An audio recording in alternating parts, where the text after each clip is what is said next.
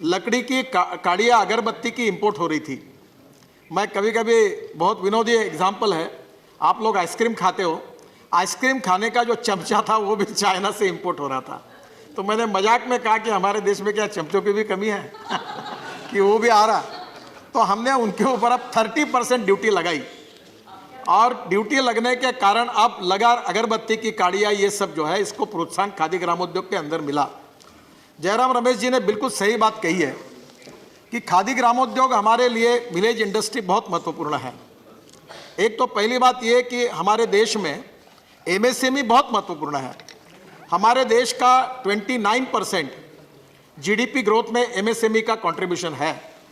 हमारे मैन्युफैक्चरिंग में 33% एमएसएमई का कंट्रीब्यूशन है।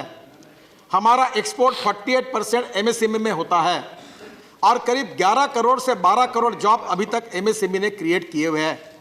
और आपने बिल्कुल सही कहा है कि ये करते समय ग्रामीण कृषि और विशेष रूप से कॉयर का उल्लेख आपने किया, इसके लिए मैं आपको डिटेल में बताऊंगा। मैं आपको विश्वासपूर्वक बताना चाहता हूं कि हमारी प्राथमिकता है गांव की ओर चले, जंगल की ओर चले। ट्राइबल है, सोशली इकोनॉमिकली बैकवर्ड है, गरीब है, शोषित है, पीड़ित है, कोई व्यक्ति को, वहाँ के यंग लड़कों को अब यहाँ रोजगार के लिए दिल्ली, मुंबई, कलकत्ता, चेन्नई आने की जरूरत नहीं पड़ेगी। गुलाम नबी आज़ाद साहब बैठे हैं, हमारे खादी ग्रामोद्योग ने बहुत अच्छा काम किया।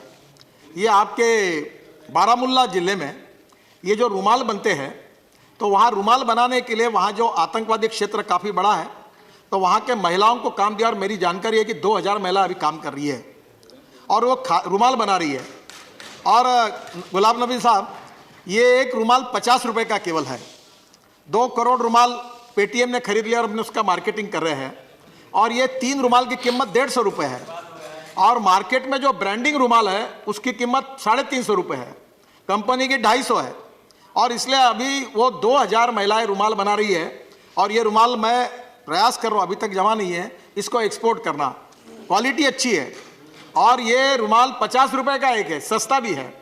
तो आप कहीं ना कहीं वो उस क्षेत्र में जहाँ आतंकवादी प्रभावित क्षेत्र था, वहाँ 2000 महिला ये काम कर रही है। उनको पहले 2 रुपये रुमाल पे मजदूरी मिलती थी, 80 रुमाल रोज वो बनाती थी, तो 160 रुपये मिलते थे।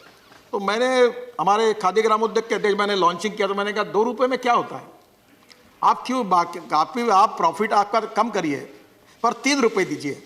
तो अब 3 रुपये देकर 240 रुपये एक महिला को मिल रहे हैं, और आज वो महिलाओं को रोजगार मिला। और आज आपको मैं बताता हूँ, सबसे बड़ा प्रॉब्लम कोई है तो हमारी जितनी योजनाएं हैं उसके बारे में हमारा कम्युनिकेशन में काफ़ी कमी है। हमारे पार्लियामेंट के मेंबर्स को भी हमारी योजनाएं अभी पूरी मालूम नहीं, उनकी तो छोड़ दो, मैं भी रोज रोज पढ़ता तो मुझे नई बात मालूम होती है, मुझे भी पूरा डिटेल मालूम नहीं, ऐसी स्थिति है।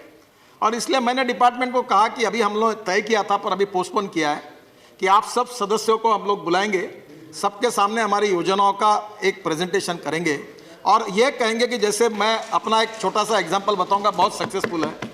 मैंने तय किया कि मेरे लोकसभा क्षेत्र में 50,000 लोगों को मैं रोजगार दूंगा, और इसलिए मैं 5 साल से पीछे पड़ा हूँ। अब मैंने 33,280 नामोसित लिस्ट रोजगार दिया। अब मेरा प्रयास ये है कि मैं 50,000 पूरी करूंगा। तो मैंने पूरे विदर्भ के एमएलए और एमपीस की मीटिंग बुलाई, और मैंने हमारे यहाँ कहा गया कि हमारे यहाँ मराठी में संसद सदस्यों को खासदार कहते हैं, तो पहले खासदार क्रीड़ा महोत्सव किया। तो 20 दिन चला, कम से कम 52,000 प्लेयर्स ने भाग लिया, और 32 गेम्स हुए, और 110 स्टेडियम पर लोग खेले, सचिन तेंदुलकर वगैरह, काफ़ी बड़ा कार्यक्रम हुआ। फिर सांस्कृतिक महोत्सव हुआ। फिर मैंने कहा कि केवल रोड और ब्रिजेस बनाने से विकास नहीं होता। अब मैंने उद्योग महोत्सव किया, उसको मराठी में आप सांसद उद्योग महोत्सव कहिए, हम उसको खासदार उद्योग महोत्सव कह रहे थे।